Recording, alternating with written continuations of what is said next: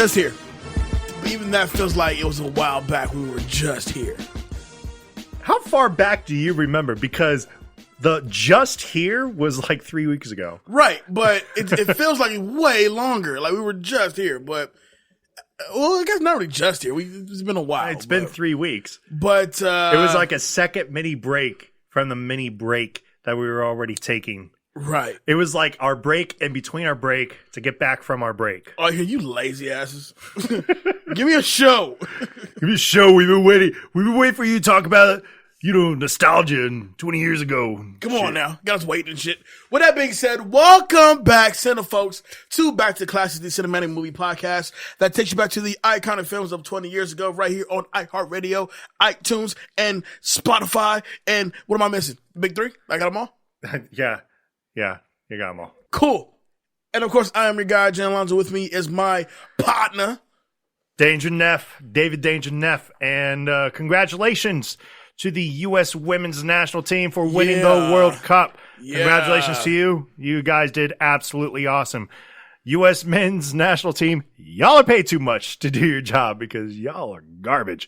But, probably not going to get any fans from that. But, all for equality. Woo!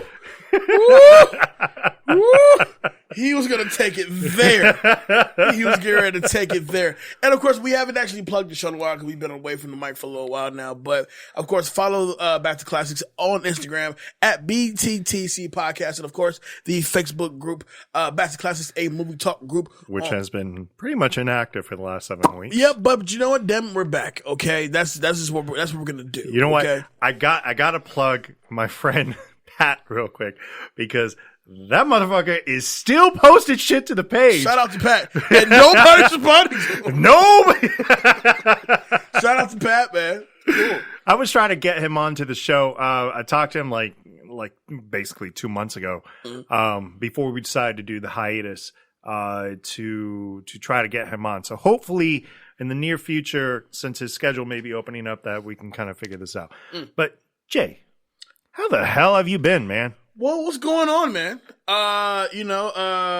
Before we get to us, shout out to Papa Neff. Just celebrated a birthday. Yeah, 59. 59. Looks like my sister celebrated a birthday also. Shout out to Gwen in the building. That's right. Birthdays. Pop's turned, 30? Hers? No, your dad. My dad's birthday? Yeah, he turned 30. Yeah. Very, very stellar 30. Yeah. That's a man with wisdom. No, he is a man with wisdom. He is a man with wisdom.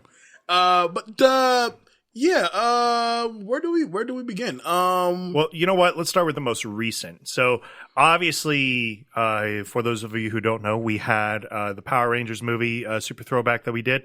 That also featured a live audio interview that I conducted with Jason David Frank. You can catch that on our Instagram page. You can also go to beatnetworkonline.com. To actually watch and listen to the show if you so wish. But Jay, how was your 4th? 4th of July was pretty cool. We kept it kind of quiet. We went to Mom's house and she barbecued, and then that was great. Ended up going to a little function. Shout out to my people Haley and Chips. So many shout outs today. So many friends today. So many friends and shout outs. But we went to the park and they had these fireworks there, and you can clearly tell which ones were bought at the booth and which ones you had to take a trip to go get. Yeah. So for those of you who don't live in Vegas, the best way to get the best fireworks is drop about $400 to $500 right outside of Moapa Valley. Mm-hmm. There's a guy over there that has the best ones.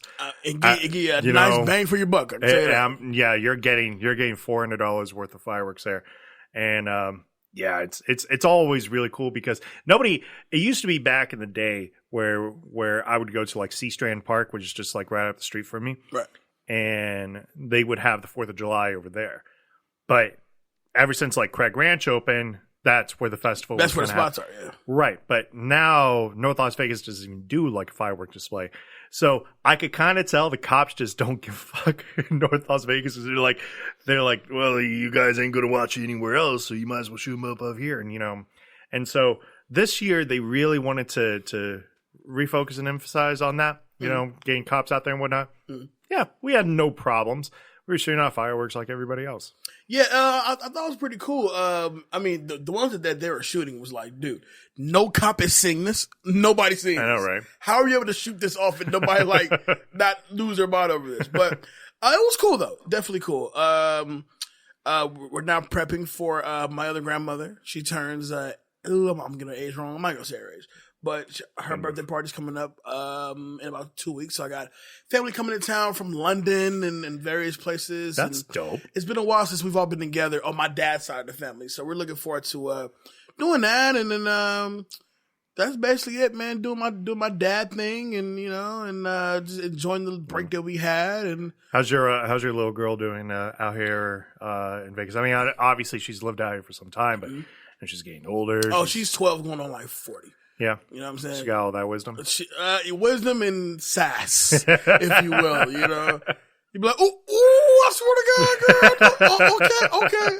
One of those. But, hey, man, being a father to a little girl it's challenging, but at the same time, it has its rewards, and it's something that wises you up, if you will, because, you know, as men, you know, we've had sons. Like, that's my little man. That's what it is. Right, yeah. But the girls like, I would hate for you to date somebody like me. If I had a son, and he was giving me, you know, sass or attitude like that, I'd have no problem popping him in the mouth. Not a problem. Not a problem. Just like, no, man. That happening. You and me, you gotta understand. This is a hierarchy, right? Like I'm the third level boss. You're not gonna overthrow me.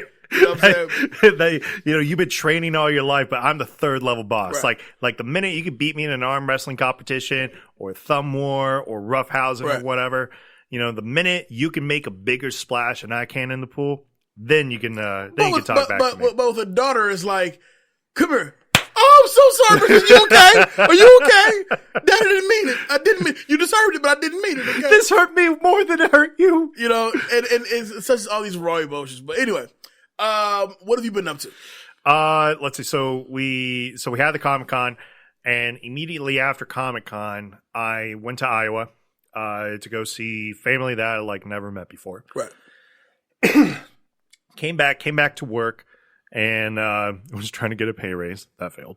And you know, had the 4th of July is usually a pretty awesome day, but I had to work.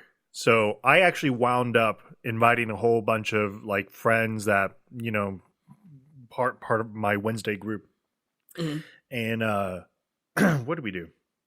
I barbecued it like crazy. I barbecued burgers. I did dogs, brats, corn, zucchini, and chicken wings. Where's my plate? You know, I didn't get a. I mean, damn.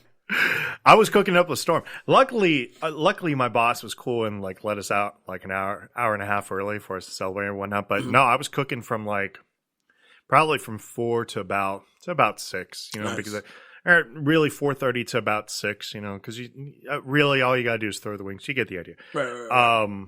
But yeah, and then we watched Stranger Things. We watched. I heard like it exploded like a bomb. Like everybody watching it. Yeah. There was like a record on Netflix. They just announced it today. It was the most watched program Netflix had in a 4-day period, which is pretty impressive considering that this was a holiday. People still had to work on the 5th, and then you had the weekend, and then you had Monday. Yeah. That just came up. So luckily the season was good. Overall it was pretty good. I mean, I enjoyed it.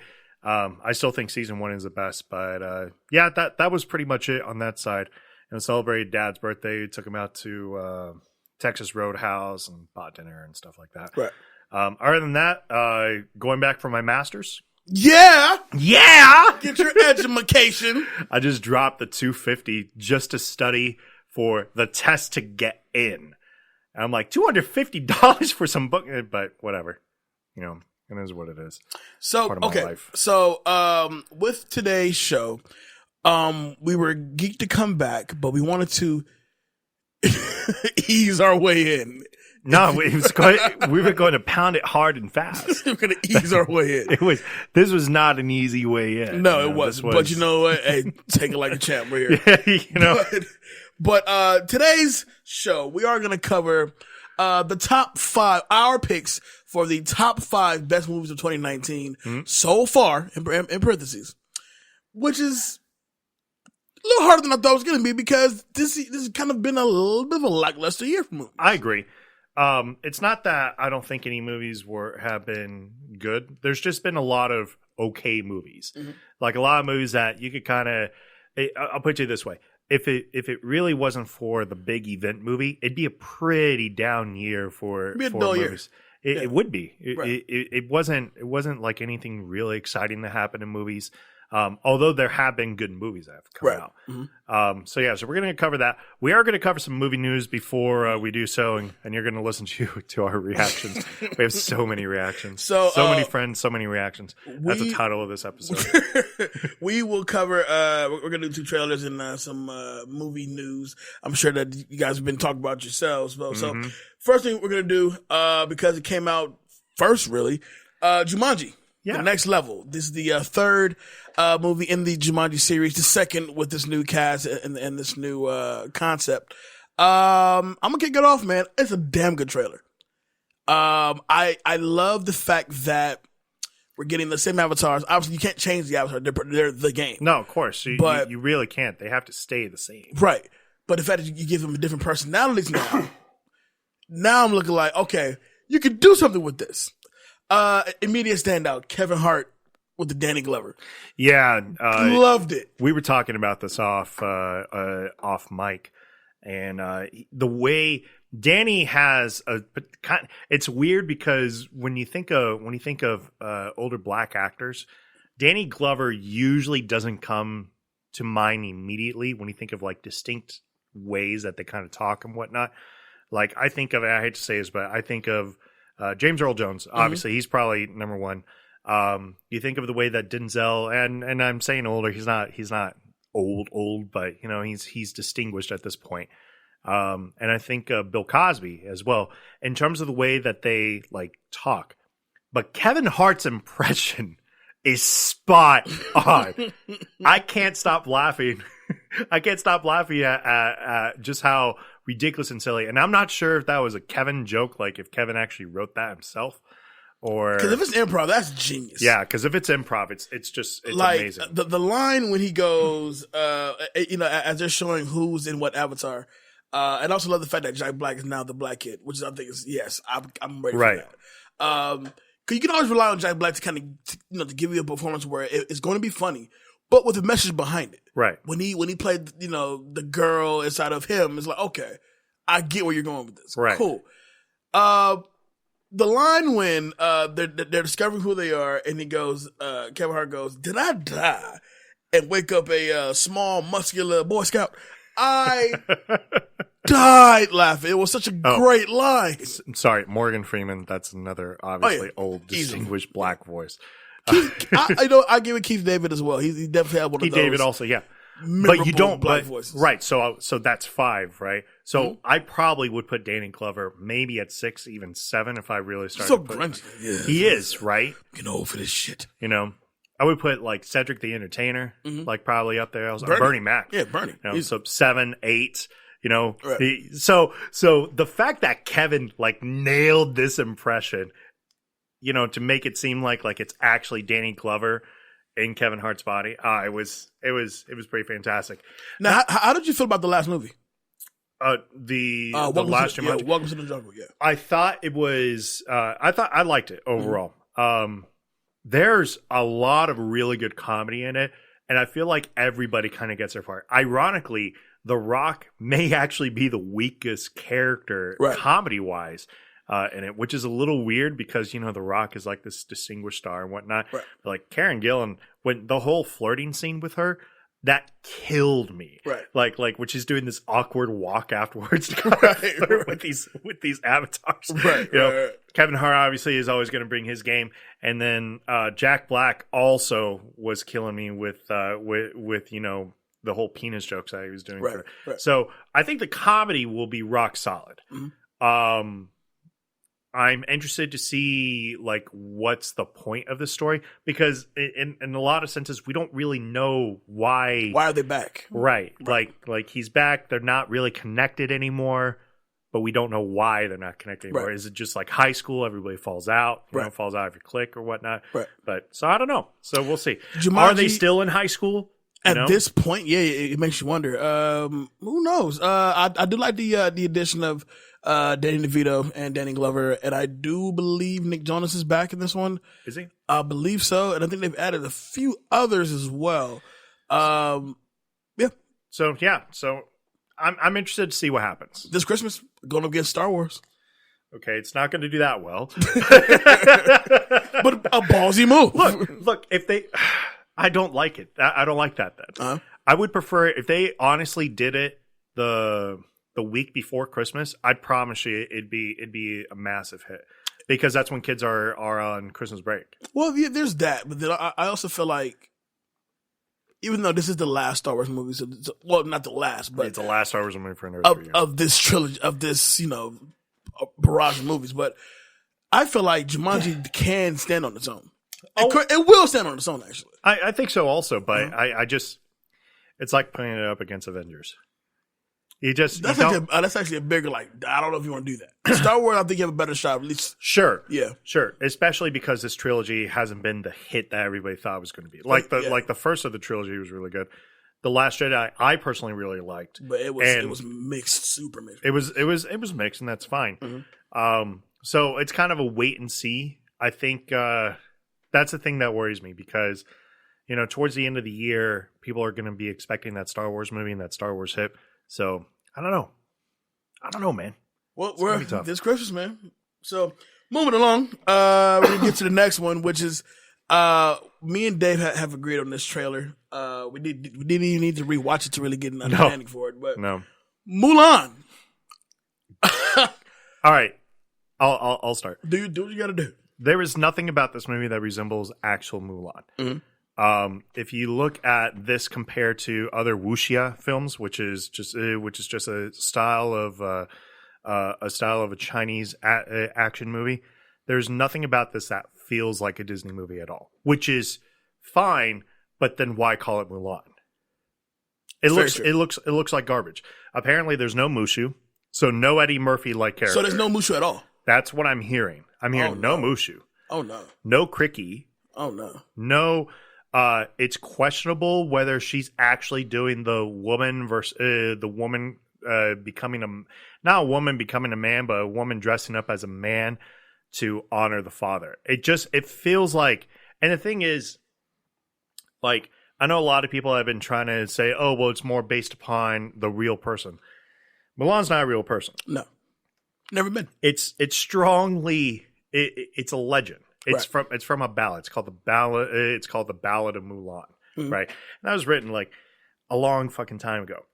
Those stories usually don't turn into good movies, and you already know how I feel about Disney live remakes. I think they're all garbage, outside of probably Jungle Book.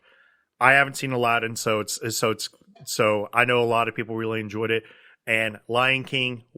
We'll see, because I'm not convinced still. But I'm pretty much there. I'm ready to catch this. So we'll see. But this looks awful. Right. It doesn't even look enjoyable. It looks like put it next to the movie Hero, or put it next to the movie House of Flying Daggers, and tell me what is different between them.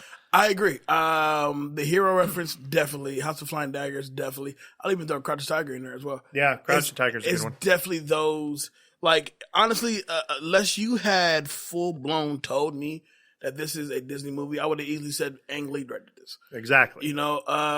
Essentially, like you said, the story of Mulan is this is a woman who's pretends to be a man to go and fight this war. Right. In these trailers, she looks like a woman fighting the war. No, Shen. Mm-hmm.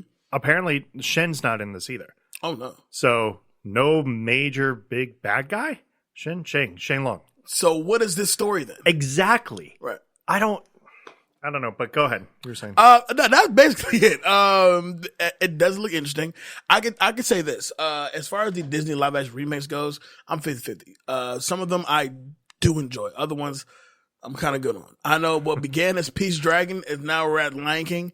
I've seen Aladdin, and I've really enjoyed. Matter of fact, going into today's topic, we'll talk more about it. But I really enjoyed Aladdin. Lion King, I'm at least sold to at least see where it goes. Right. But I look at a movie like Beauty and the Beast, and to me, Beauty and the Beast is the best Disney movie that's ever been made, and that's with respect to Aladdin and Lion King. Right.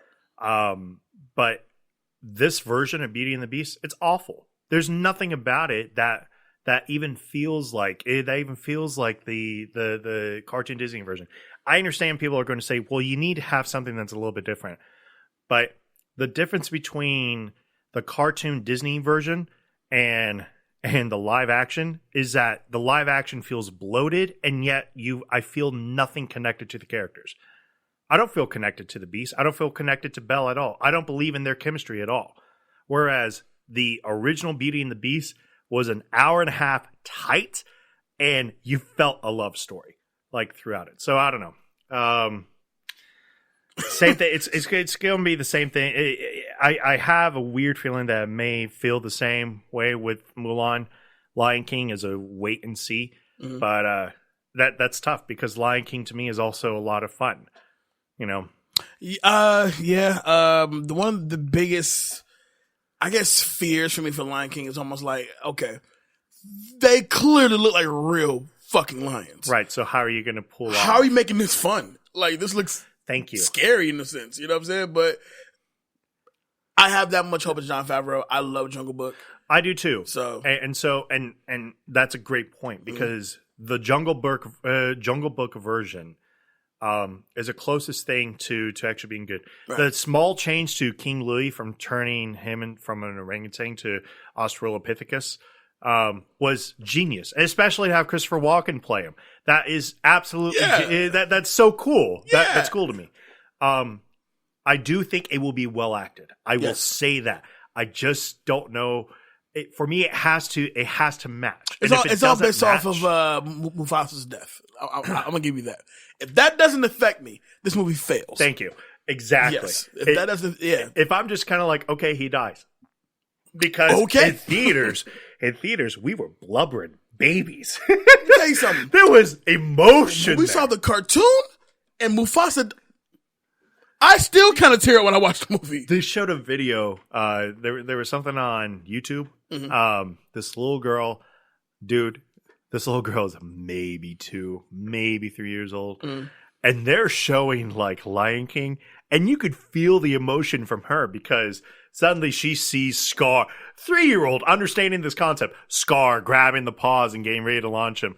And then launches Mufasa, and she's all like, no. You know, she understands and she reacts to it. It's got to hit that note for me. It has to. If it doesn't hit that, it's a failure. It has to. I know so far people have been kind of up in arms about the soundtrack. But anyway, last topic of the day, since we're already on Disney, you've been talking about it, and here we go. And actually, I told Dave off mic that I got an email to, well, actually, somebody slid in our DMs, and are y'all gonna talk about that Little Mermaid shit? And I was like, yeah, we'll cover it. I'm gonna let you start. I have no idea that this would be like what it is. I mean, it doesn't shock me, but damn. What we're talking about? We're talking about the casting of the Disney live action Little Mermaid, which has officially gone to the lead role of Ariel to Halle Bailey. She is a actress, singer. She's popular from the sister duo group Chloe and Halle, signed to Beyonce's label. She's also a reoccurring actor on the show called Grownish. Right. So not any big roles, but at the same time, girl does have talent. Can sing her ass off. Absolutely. They did the national anthem at the Super Bowl last year. Right. And I remember that. Mm-hmm. No doubt about it. This is a little difficult because I want to make sure the tone that I'm setting this forth is a little bit different, which I know people are going to be like, oh, he's racist. I ain't racist. All right, relax. I think she has a lot of potential. And I think she could potentially be great. And I think that even this version could be great. if they get who's being out there. I mean, there were talks of Melissa McCarthy being Ursula, for example, which I think is a fantastic pick because somebody has to sell it. Right. Somebody has to sell it. I have no problem with the actress. I have no problem with her voice. I think she sounds beautiful. I think she's lovely. I could even get by with the red hair. But if this is going to be based upon, it has to be sold to me in terms of the visual look as well.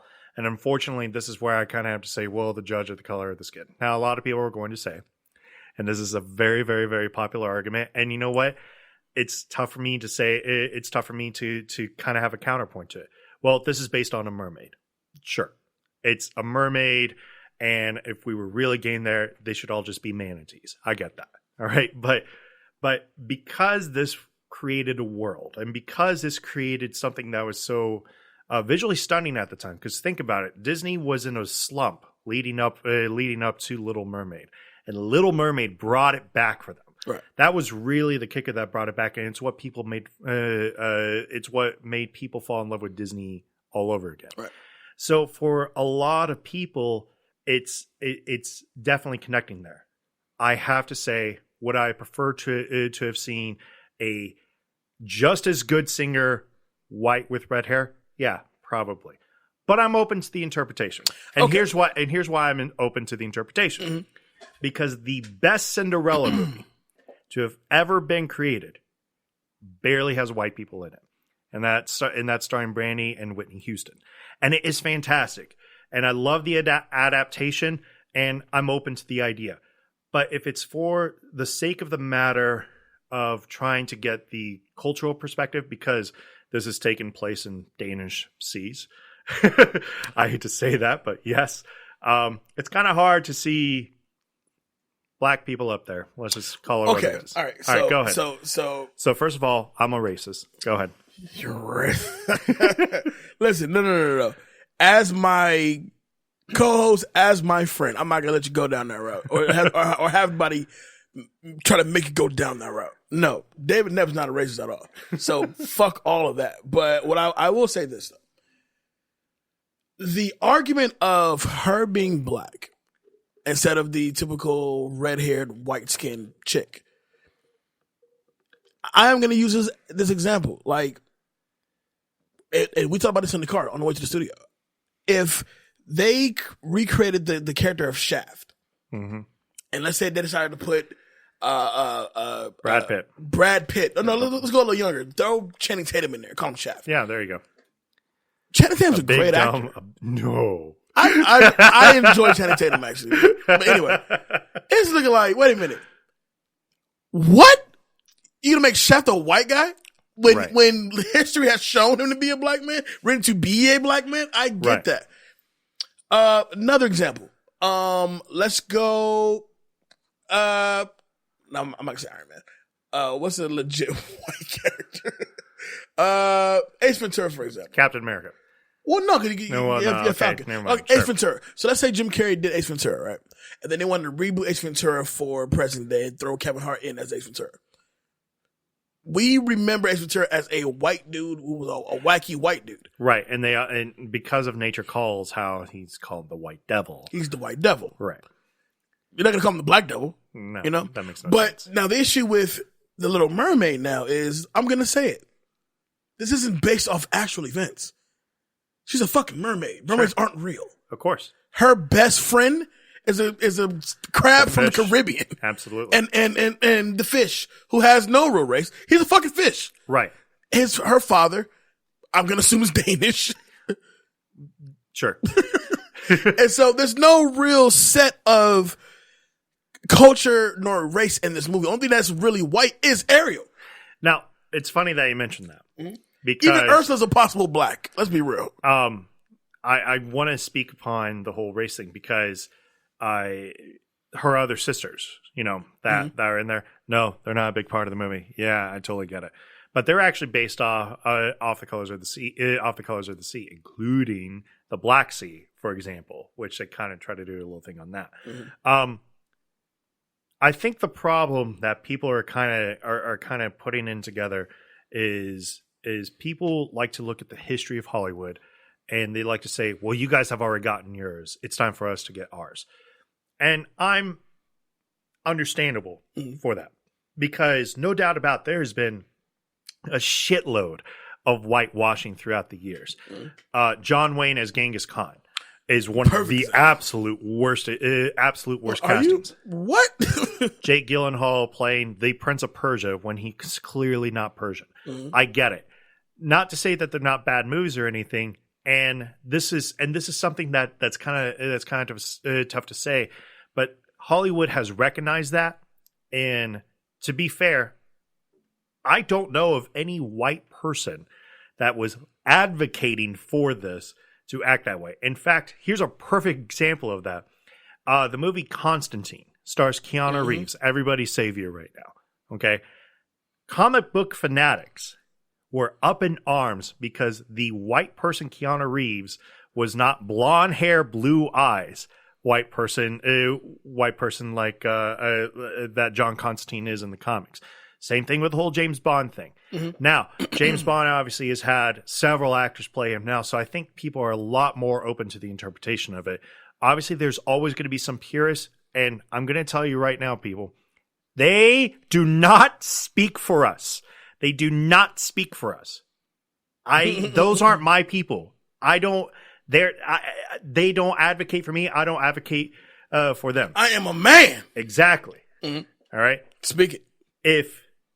If they made a movie, a biopic on Martin Luther King, and if that dude is not black, I'm having a problem with it. A massive problem with it. Same thing with Malcolm X. So Russell Crowe as Martin Luther King, you're not down? You know what? If they made a movie about John Henry, all right, since we're talking about fictional characters, and he is not a black guy built like a truck that can hammer in nails like nobody's business, I have a problem with that. I have a massive problem with that.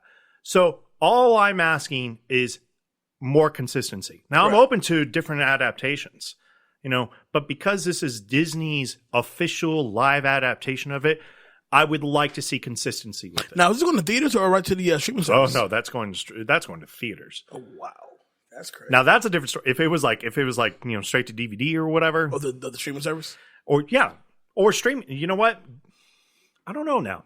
It should be a theater, but let's assume if it is a streaming service, I guess in a way I'm kind of more open to it, because that just means that loyalist Disney fans are the ones that are basically getting it, and I'm not paying for that service. Well, yeah, there's that. But then once again, you look at who's behind it. You got Rob Marshall directing. You got that almost guarantees a theatrical release. So I think it's going to theaters. I don't think it's going to sit in theaters for a long time unless it really cleans up that first couple of weeks. How long has Aladdin been in now? When did Aladdin come out? Mid-May? Mid-May. And it's still going. So that's past 7 weeks. Yeah, I think as of now, Aladdin's what, 700 million, 800 million? Officially, Will Smith's biggest movie. I think it will pull the numbers, no doubt about it. And I will say, look, I don't usually catch Disney live remakes. If somebody wants to go with me, I'll definitely catch it, and I won't complain. We're going to see Lion King. What do you mean? Lion King is next week. Okay, Lion King is next week. So I'm open. I'm open to it. I guess I want a little bit more consistency. Okay. To be fair, on Lion King, I thought that's perfectly casted. No problem. All the voices in it, beautifully. I mean, and it really is the bone in when you add James Earl back to it. I'm in there. Oh well, yeah. When James Earl came back, I was like, oh please, yes, I'm back. So when is Little Mermaid supposed to drop? Next summer? What's that? Little Mermaid. I'm not sure if they have an official release date yet. I'm sure it's gonna be sometime next year. If they've announced it now, they're shooting in 2 weeks. or they've been shooting, actually. We're just late to the party. All right, so let's get into this thing. We decided to go top 5 movies of 2019, in parentheses, so far. So I guess we just bang on honorable mentions real quick, and then let's hit go these ahead. 5. All right, so I'll go ahead and start with my honorable mentions. I'm not gonna really talk about each one of these movies. Her Smell, starring Elizabeth Moss. Excellent movie. It is kind of it's kind of a realism on kind of like that rock star life, which is kind of interesting with her starring in it. The Standoff at Sparrow Creek, low budget, heavily underrated action movie. It's on Hulu. You can definitely stream it there. How to Train Your Dragon 3. Oh, okay. It is wonderful. A great way to kind of conclude a trilogy, but unfortunately, I don't think it's in my top 5. And Detective Pikachu. Okay. All right. Ryan Reynolds is excellent in it.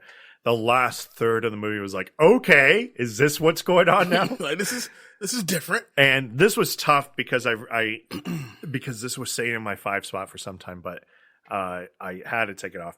Shazam. Wow. I know. It's tough. Crazy. It's tough because Shazam, I really, really enjoyed it too. I just think there's 5 better movies in it. Okay. So yeah. How about your honorable? How about your honorables? I'm gonna go Aladdin.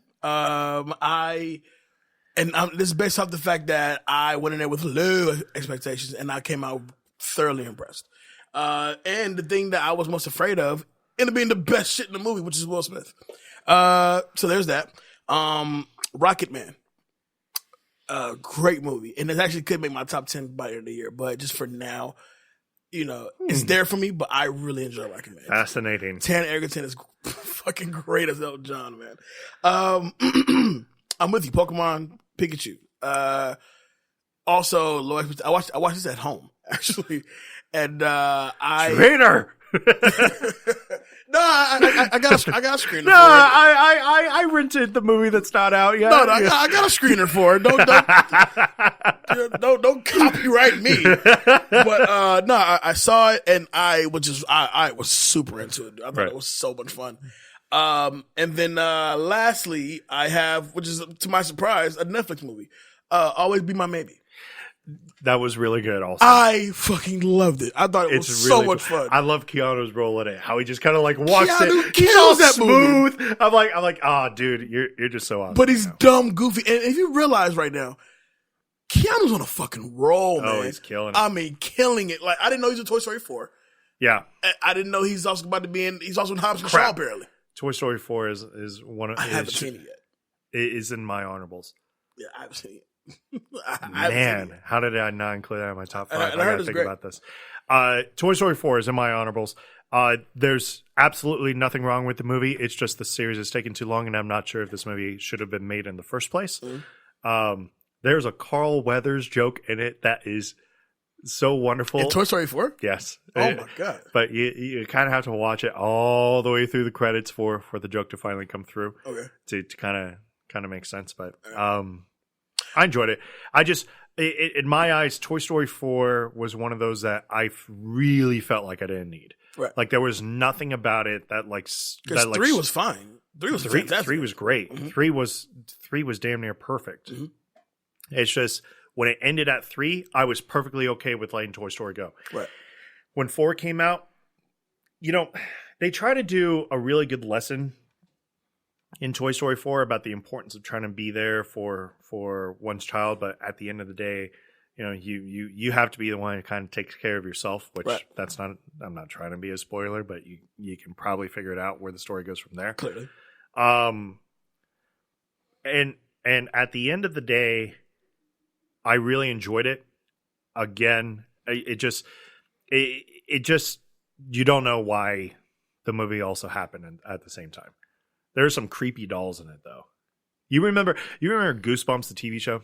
Yes. Okay, you remember Slappy? The dummy. The dummy. Mm-hmm. Uh-huh. Now imagine a small little army of those same dummies with today's graphics. I'm bombing the house. The whole house is going. They're so creepy. The whole house is going. I got creeped out several times in it just looking at it. I was like, that's Slappy. And Slappy's going to come at me. Like right now.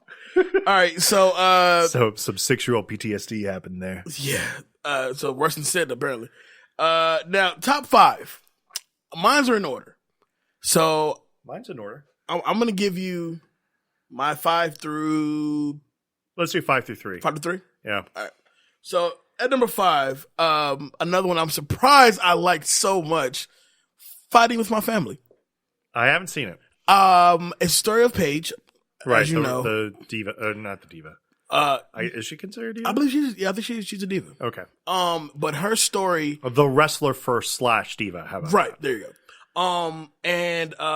It's perfect. Stephen Merchant directs the hell out of this movie. It's so funny. For it to be a biopic based on an actual real wrestler, The Rock, though he's the producer, but he's not like in the front of everything, Right? Like he is on the posters. But the movie tells such a great story as far as like never giving up, sibling rivalry, doing it for your family but not selling out. How was Nick Frost in it? Because he's like one of my secret favorite actors. What Frost does is he still has that great like sense of humor for like his timing, but more than he can really showcase his acting chops as a father, as somebody who's proud of what his daughter has become, nice. But still wanted to keep it home because because the story about the whole family were wrestlers, right? So the fact that she made it on it's a great movie, man. All right, at number 4, I got Us. Come on, man. It's great. I don't think any horror movie should be trying to explain itself to be scary. See, that's the thing though. Like, when you excuse me, sorry, suspense. Thank you. That was my exact point. But the fact is, I caught on to what he was trying to tell us as the movie was going, right? Right. And so by the time the actual reveal happens, like, oh, right, I got it. Cool. However, I did notice after I watched like 2 or 3 other times, I had noticed there were certain things in the movie that I didn't catch the first time. That I really had to I forgot all about that actually. I'm not gonna see it here. But the way that the movie is crafted, the way it's perfected, he did kind of dumb it down because it wasn't as condensed as Get Out was. It wasn't as tight. Well, it definitely wasn't as tight. No. But thoroughly enjoyable. It still create that sense of fear. And then of course Lupita, man. If she doesn't get nominated for this dual role she's got going on, there's a problem because she kills that shit. She's absolutely the best part of the movie. She's the movie. She is the movie. My issue with Us in general is that it's 2 movies rolled into one. Mm-hmm. One half of this movie is trying to tell a message that isn't going to hit with our generation so much, and we're older millennials, and the reason why is because of like the main point that I was trying to hit with like the hands together across America, right? Well, that happened 2 years before you and I were born, right? so it's a little tough for older millennials like myself. So it's kind of like a Gen X movie in that case, which is fine, but it's trying to relay a message, and I get the message. But then it decides to turn itself into a horror chase movie, and there was a lot of dumb stuff that happened with that. And because of that, like it's like he's trying to mix the two a little bit too much for me. And I'm like, I would really rather prefer it if he would have stayed with the first part of that message and not turn it into a horror movie instead. Okay. All right. Well, that's my number 4. Dave. That's fair. Okay. My number 3, Shazam. I can still think back to when we sat in that theater. It was a lot of fun. And it was so much fun. Once again, DC has not been cranking out the best flicks. However, with Aquaman just prior to, and now we have Shazam, I remember sitting in the theater with you, and watching this thing play out. And I mean, there's scenes where we're laughing so hard, and we're laughing so hard to where like the next scene's coming up, we're still laughing about the last one we just saw. Right. On top of that, it's never really a dull moment in this movie. They try to hit you kind of super heavy with the emotional stuff, the emotional him looking for his mom and da-da-da. That's fine. As long as it makes its way back to being fun. Right. And it always made its way back to being fun. Right. And, that last act, dude, it's great. You nailed it. I can literally say, before Shazam, I can say, Man of Steel. Man, I'll even give Aquaman its just due. Like, Aquaman's actually pretty good. But before that, I'd say maybe Man of Steel probably DC's best flick.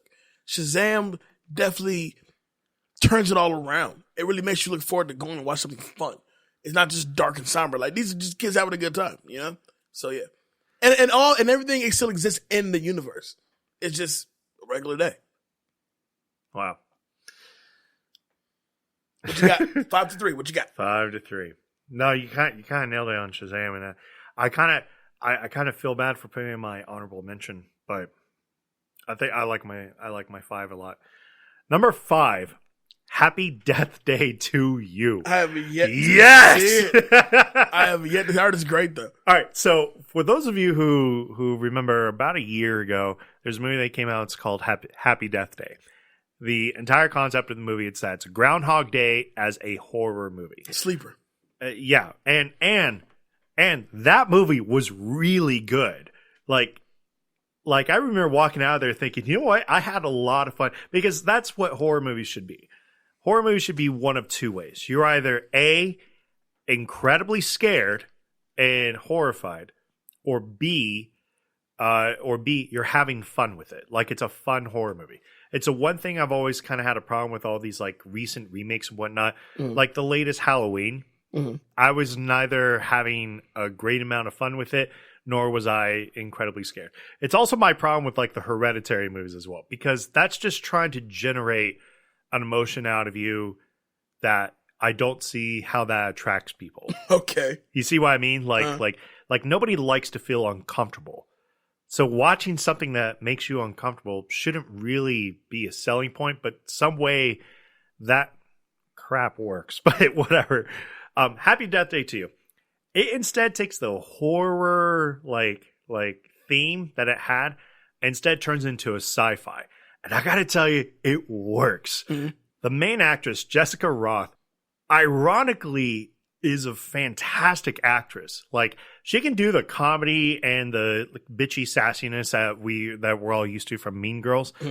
But she has a real couple of emotional tugs that kind of puts things into perspective. I'll put it this way: I was so used to the formula of how a horror movie kind of goes.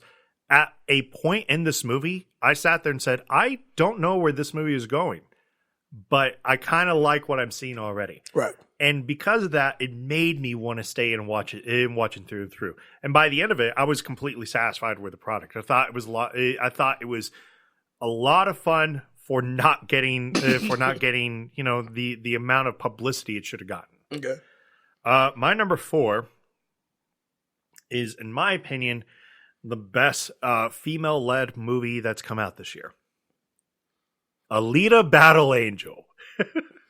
Still haven't seen it, but heard it's really good. Alita Battle Angel is based upon a manga and OVA series that took place in the 1990s.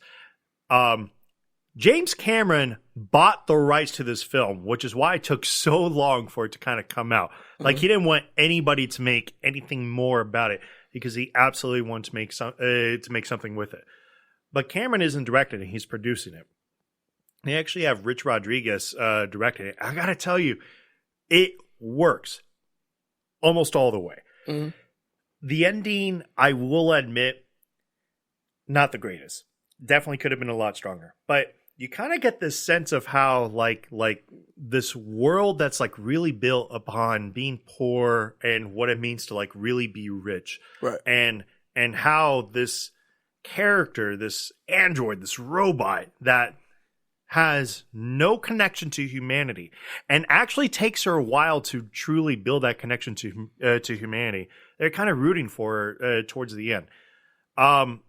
It can get a little bit CGI heavy, but man, everybody's role is. There's honestly only one person I would recast in this, and it's the main love interest. The kid's a good kid, but he doesn't belong in this kind of a movie. How is Mahershala Ali? Great. Mahershala Ali is great. He's the villain, right? No. Oh. He's an antagonist. But I can't say he is the main villain. Okay. Jennifer Connelly, who plays an original character in this, it adds so much substance to this. It's great.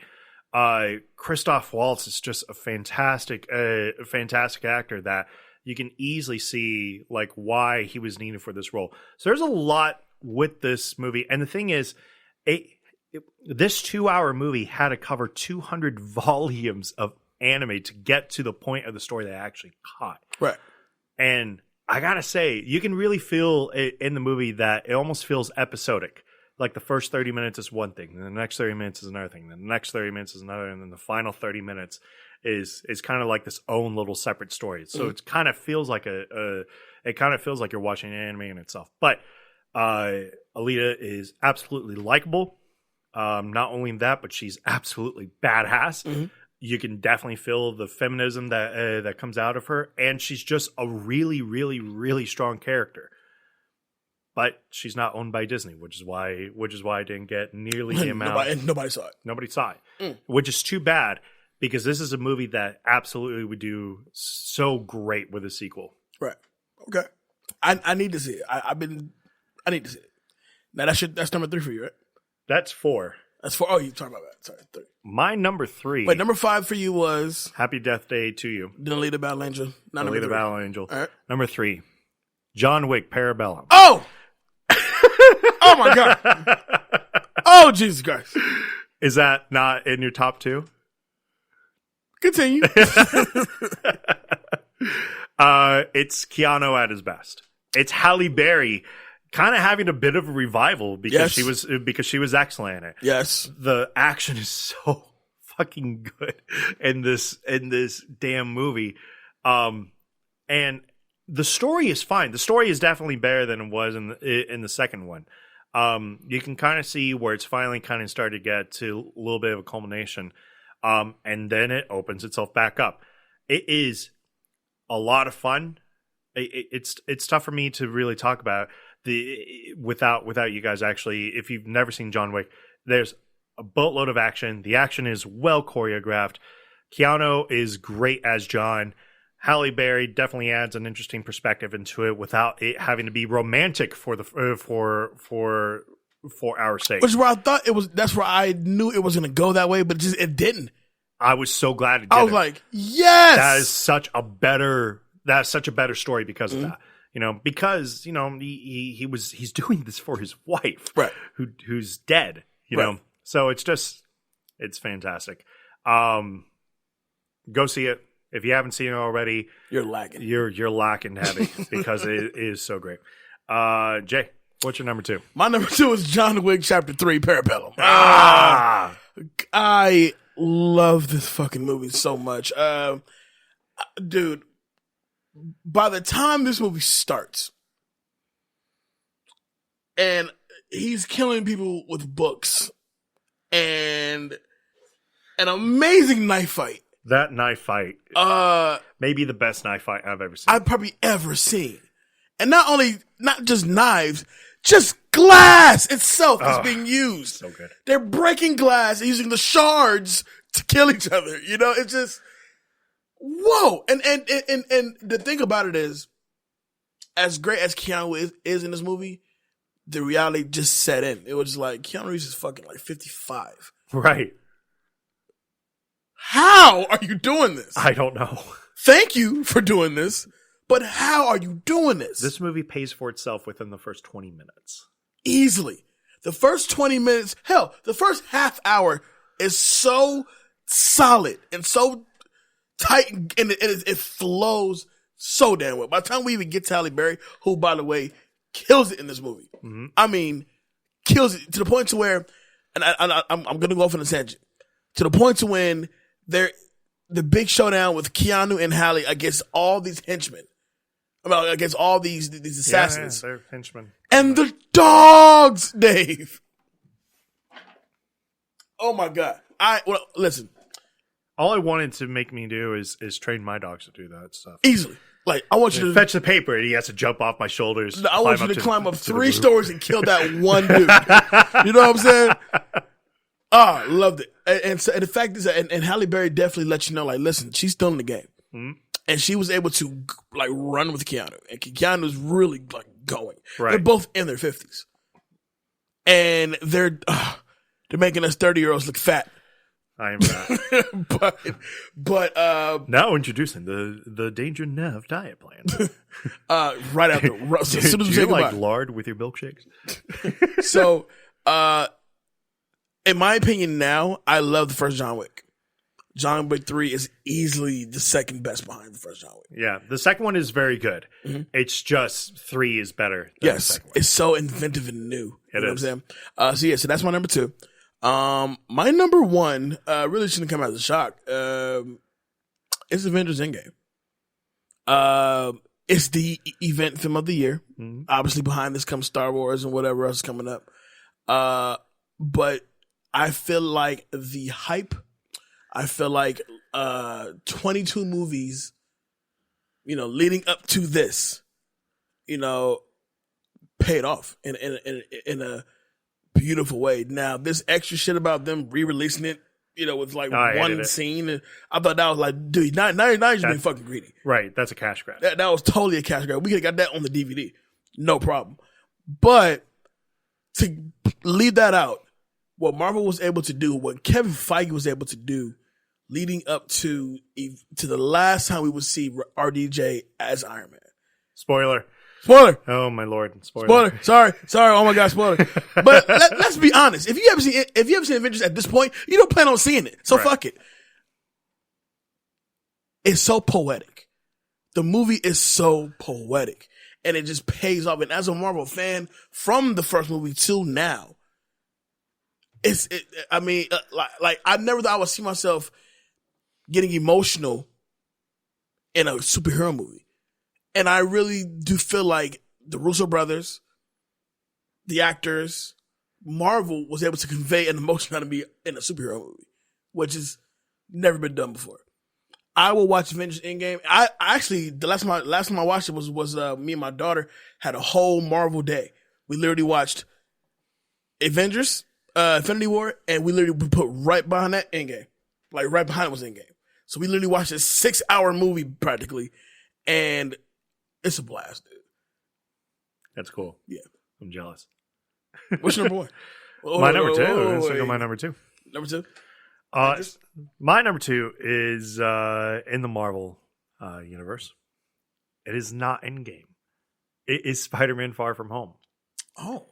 Spider-Man Far From Home is... I haven't seen it yet. Spider-Man Far From Home is one of those movies that it's smart. Because it forces you to understand that so much happens with Endgame and so much emotion that kind of makes fun of itself a little bit.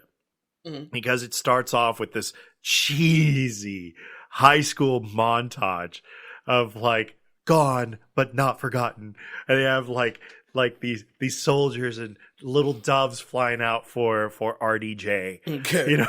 And I can't help but just start laughing at it because I know a lot of people, because if you really think about it, Avengers Endgame, more than that, there's been a lot of Marvel movies up to this point that like every single one of them has a world-ending threat, the next world-ending threat. Right. And I had a problem with that because what's the whole point of having solo movies then? If every movie is a world-ending threat, why isn't anybody else involved in this case? At least with Spider-Man Far From Home, they explain it. And they're like, this person's not available, this person's not here, off-world, and they start going down a list of people of why they're not. So it really, once again, tries to get itself personal, which is something that Marvel had been kind of lacking for a little while. Because ever since Civil War, what has been a really personal Marvel movie? And there's only one that I can think of. 2 that I can think of. That wasn't a world-ending event. Black Panther. 1. That was the first one I thought of. And Ant-Man and the Wasp. Yeah. And those were personal. Hell, even Ant-Man. Right, but that came out before Civil War. Right. So everything had felt like this world-ending event. Anyways, Far From Home. Why is it so great? Because it takes, once again, a personal look at it. Mysterio is fan-fucking-tastic.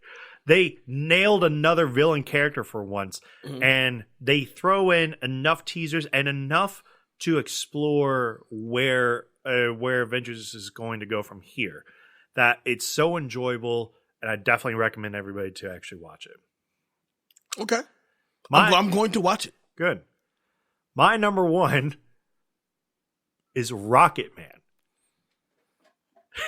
That's an honorable mention for me. Oh my god, I feel like shit now. No, you're fine. Okay, go. Because I didn't have Endgame as my as an honorable mention or in my top 5. Oh, you're not loyal. You're not loyal. No, I'm loyal as hell. I thought Endgame was a good movie at the end of the day. Here's I'm going to get into Rockman here in a second.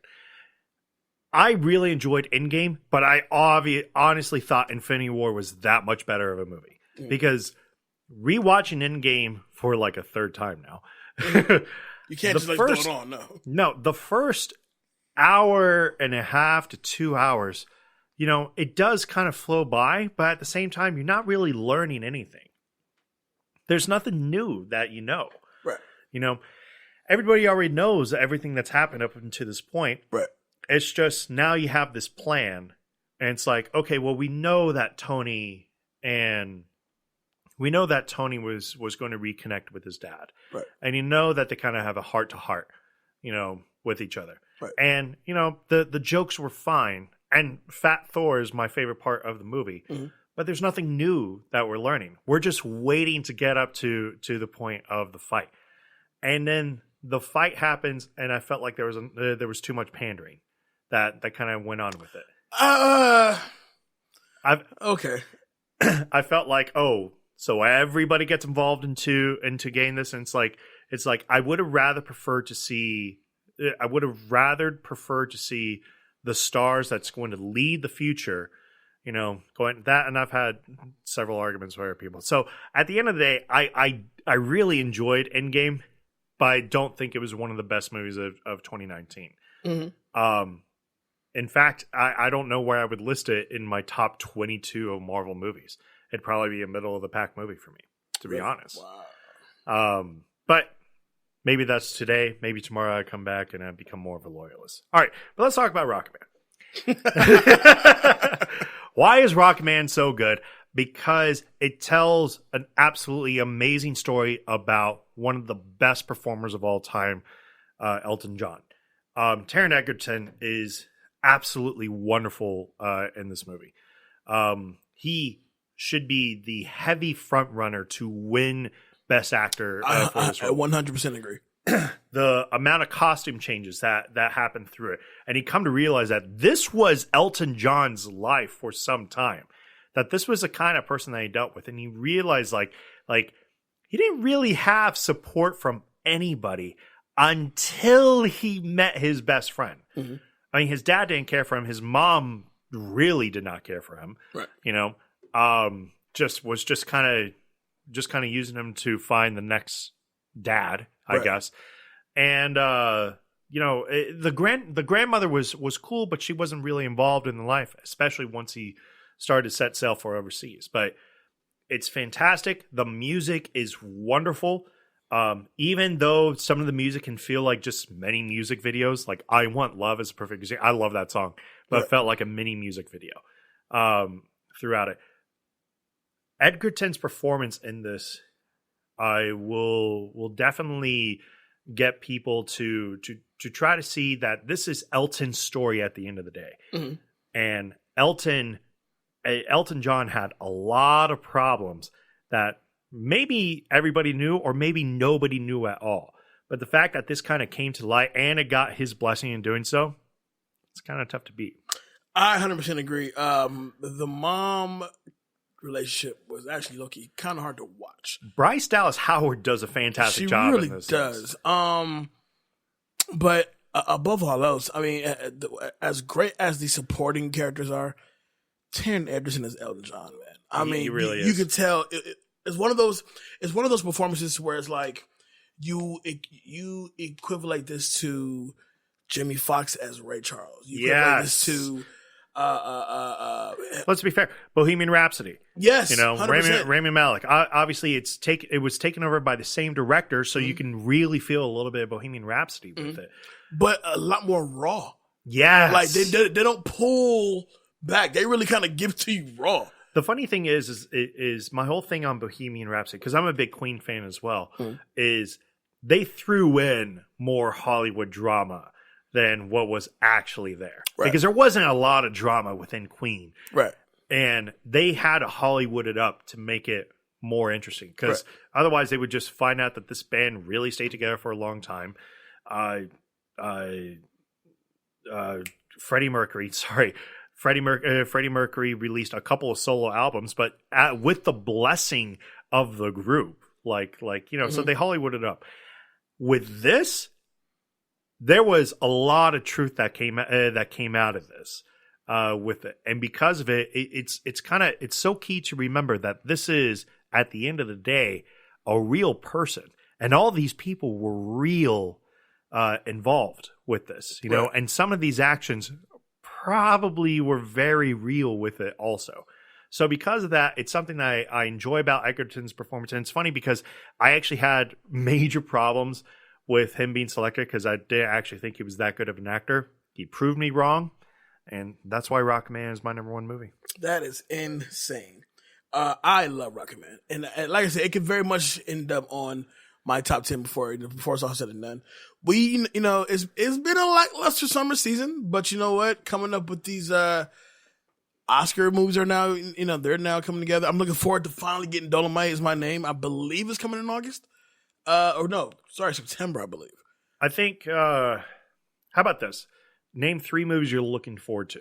And yes, you can include Lion King in this. Lion King. Definitely Lion King.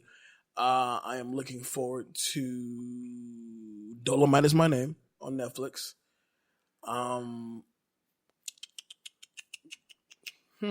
That third movie, that's a good one.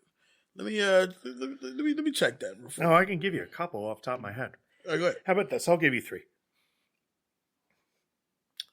Me being a Star Wars fan, I'd like to see how this trilogy ends, of course. Yeah, all right. Rise of Skywalker, right.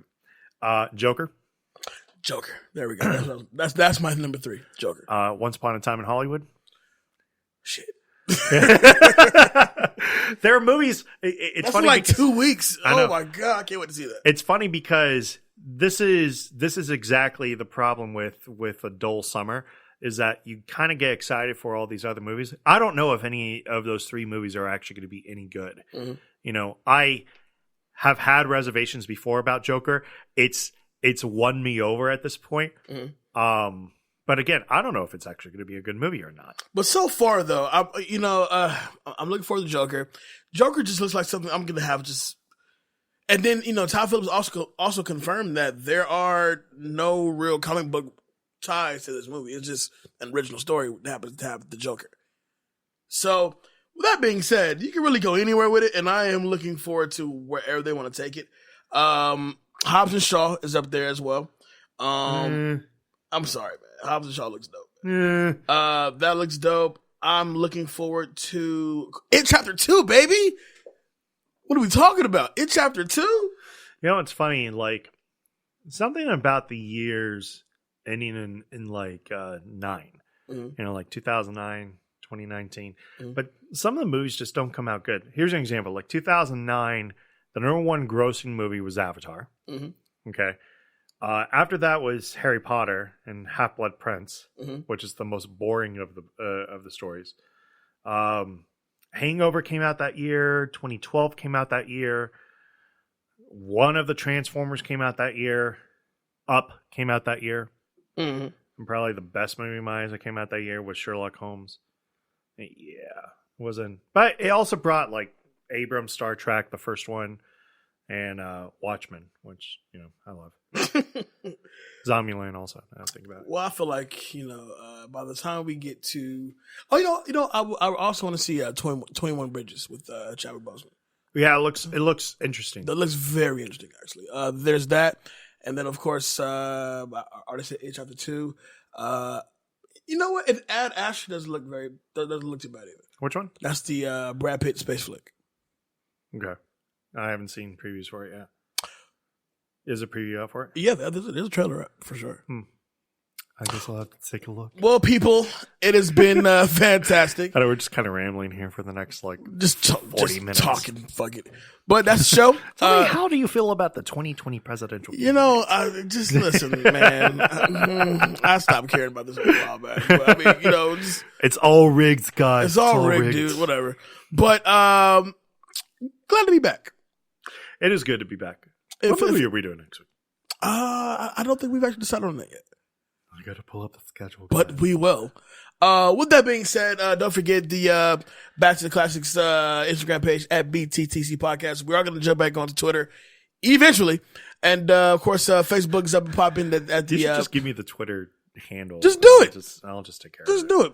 But with that being said, Danger Neff, let them know where they can find you. You can always find me on Facebook, Instagram, and Twitter at David Danger Neff. I'm the co-host here at Back to the Classics.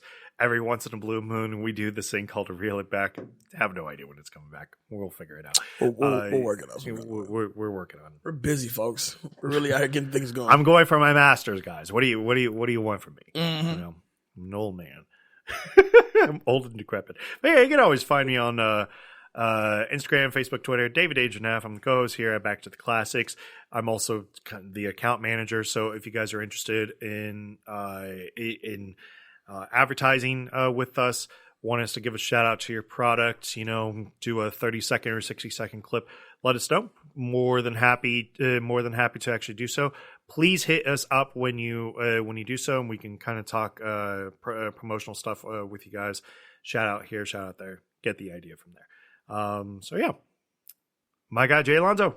Where can they find you? You can find me on all the social medias simply at I am Jay Alonso. That's Facebook, Instagram, Snapchat, and Twitter. Now here's the thing about Twitter. I am on there, but I'm not on there. Are you? I haven't tweeted in quite some time. You know what? The picture on my Twitter is from on your Twitter? It was 22. I was like, that is Danger Neff right there. They saw me now. They'd be like, it's more like Dingle Neff, whatever. Dangle Neff. It's Dangle Neff. Yeah, but find me at I am Jay Alonso. That's just do the fedora instead. You really should. That's the look. That's the look, man. Yeah, but that's a fat guy look right there. The fedora. But you better wear it proudly though, man. I do. I do. I do. With that being said, we'll be back next week, you guys. We're back. We're weekly, baby. We're back again. So happy to be back. This is like my therapy away from home. Awesome. I love the show. I love doing the show with you, dude. I love you too. Wait, what? Guy. With that being said, I am Jay Alonso, and of course with me is Danger Neff. We're out here, y'all. See you next week. Peace.